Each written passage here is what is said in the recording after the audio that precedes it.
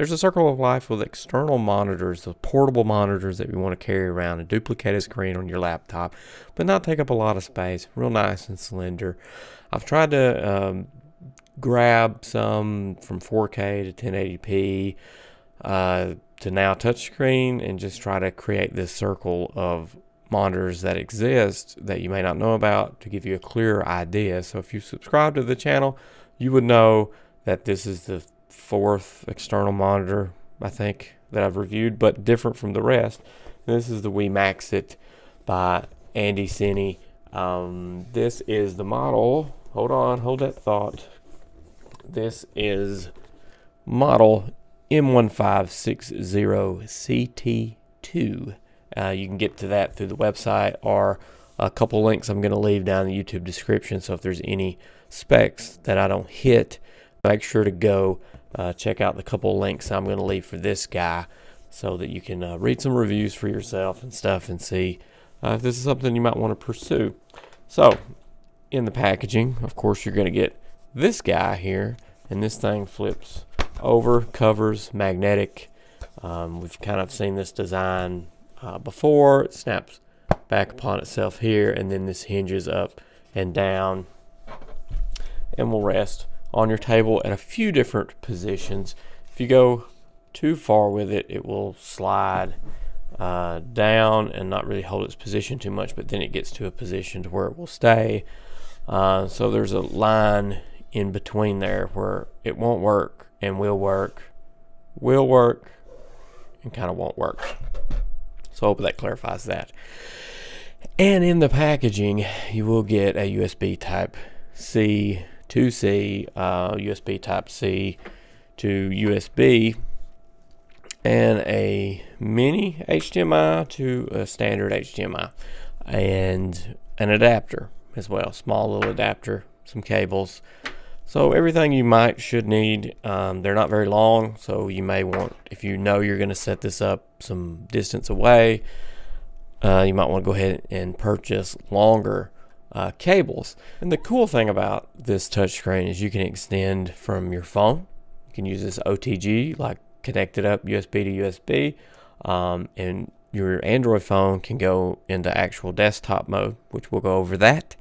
And then you get full touch from the monitor, which is really cool because if you do a lot of video editing and whatnot on your phone, you might could incorporate a Bluetooth mouse and with this thing with your phone, and then you can just like go to town editing on a full 15.6-inch screen, which is what this is. And I didn't go over that.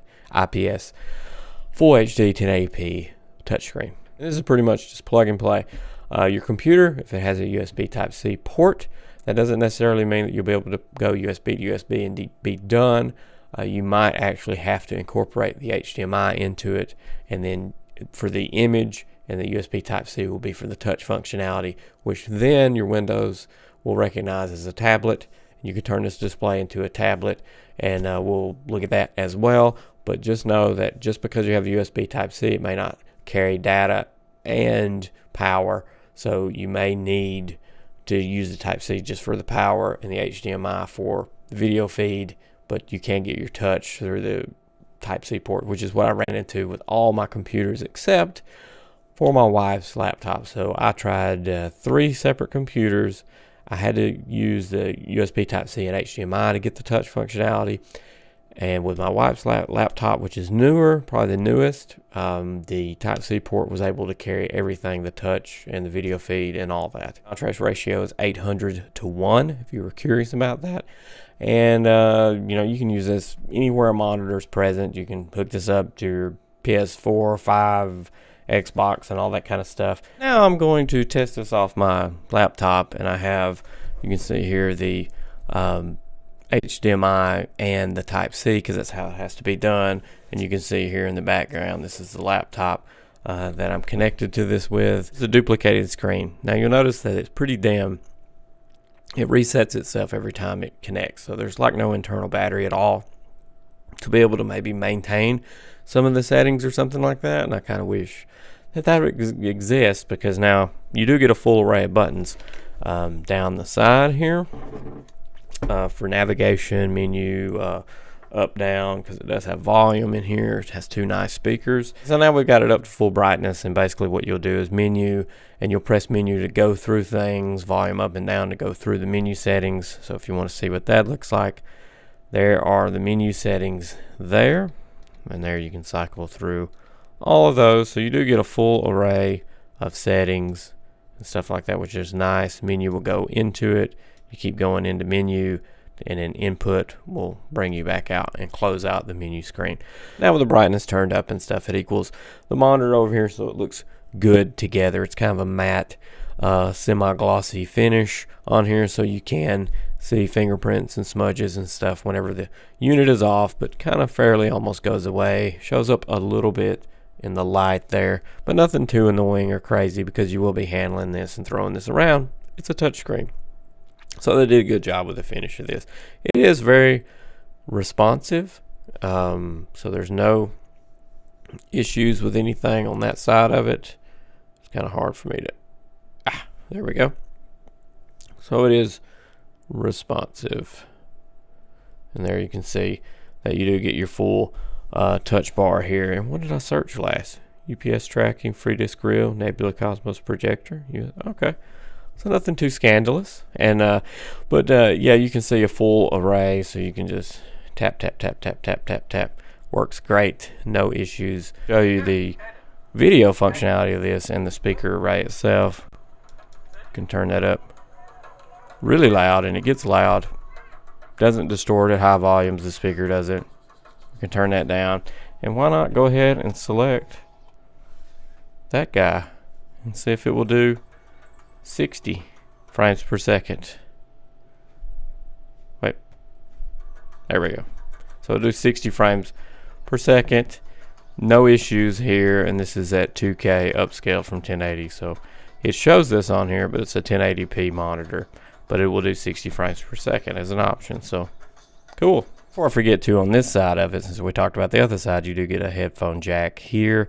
2 USB Type-Cs, one for power, one for your data and video to go into, and HDMI 1 and 2, and you can change those in the inputs on the side here, a dedicated input button, which is nice, a dedicated power button, and there's also a micro USB button on the side. It's a cool thing that this can do with your phone, your Android phone. You just take your USB to USB Type-C, plug this in, and then here in just a second, you get the desktop mode, Android desktop mode. To get that though, you just swipe down and you'll see the USB connected there, and you've got an option to turn on desktop mode for the first time. But once you turn it on, when you connect this back up again, it'll automatically go in desktop mode.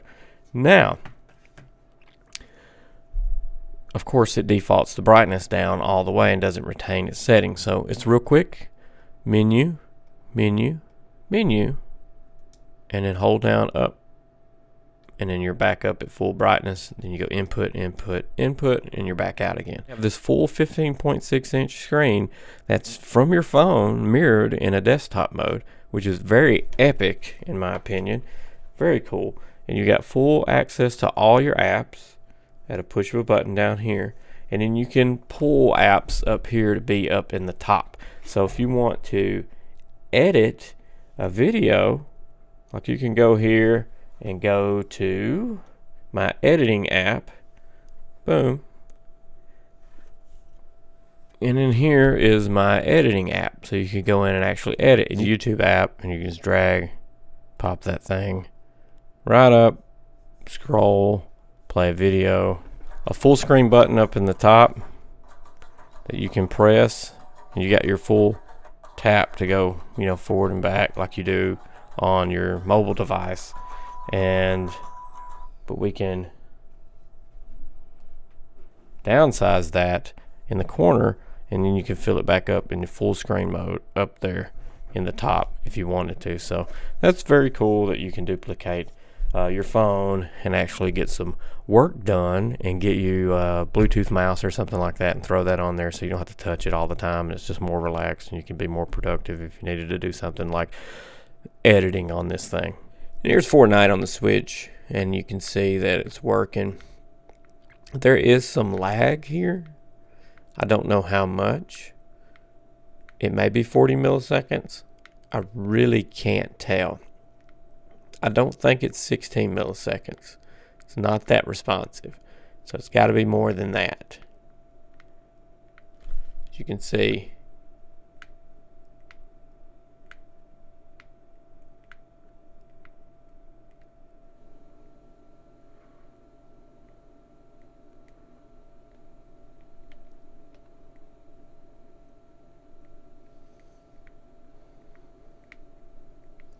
okay, the lag has picked up to where it's not so bad right now.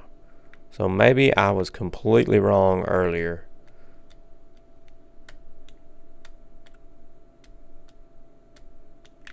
I think this is doable. Ooh.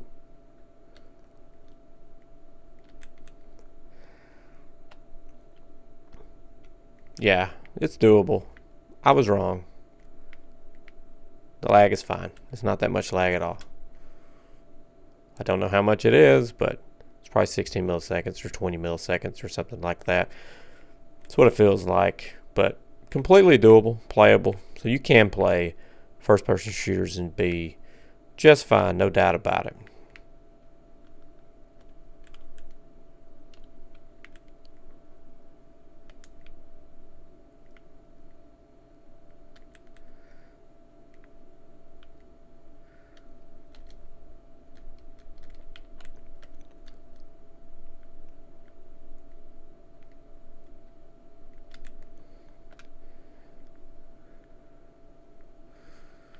Jeez, I just won't die. I know I wasn't doing this too much justice here, but here is the screen quality of it. Pretty good look at it. It looks better in person than this, but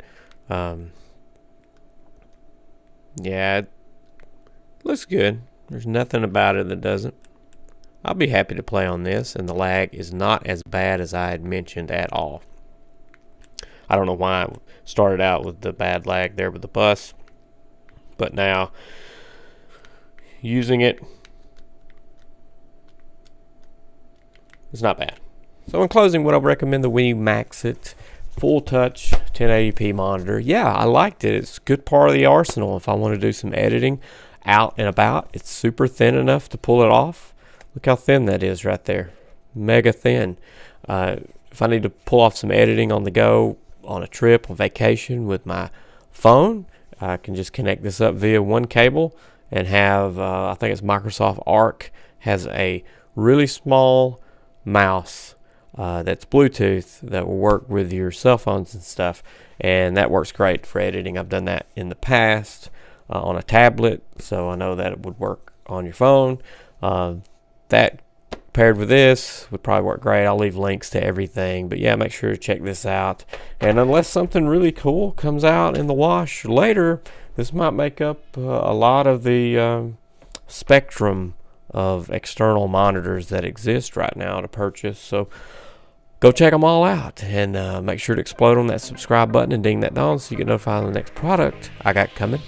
See ya.